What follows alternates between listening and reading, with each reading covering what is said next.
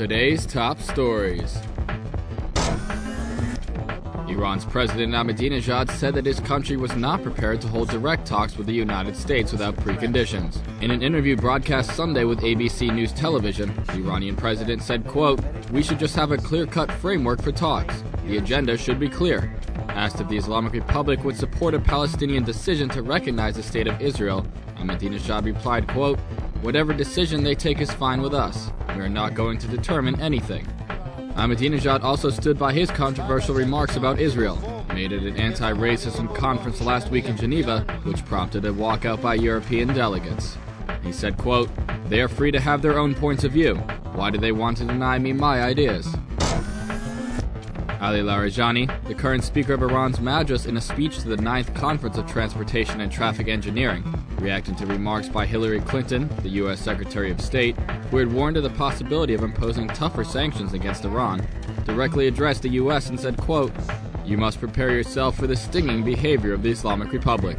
In a testimony before the U.S. Congress on April 22nd, Clinton said, quote, "We are deploying new approaches to the threat posed by Iran, and we're doing so with our eyes wide open and with no illusions. We're also laying the groundwork for the kind of very tough sanctions that might be necessary in the event that our offers are either rejected or the process is inconclusive or unsuccessful." Larijani said, quote, "Contrary to the policy of change, as they said they wanted to follow a new behavior, now they want to proceed with the shattering sanctions."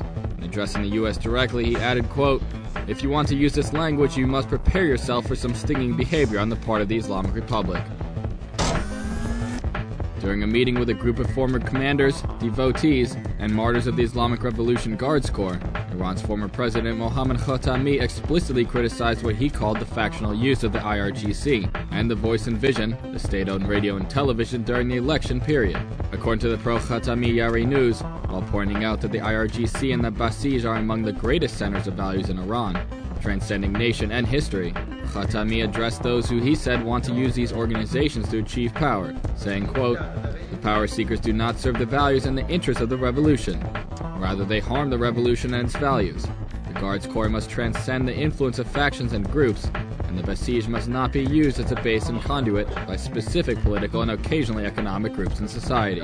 Khatami, who heads the Bahrain Foundation, also criticized what he said was national media programs aimed at undermining reformists.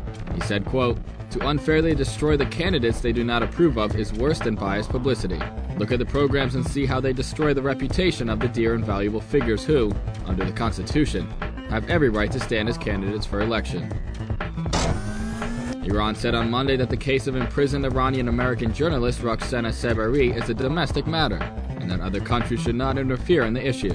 Iran's foreign ministry spokesperson Hassan Kashgavi said, quote, "Her Iranian identity has been confirmed, and she will therefore be tried according to Iran's laws, and any interference in the judiciary process is contrary to international norms.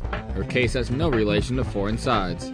Seberi, who was arrested in late January and initially accused of working without press credentials, has been on a hunger strike for a week, her father said today. These stories and more at televisionwashington.com.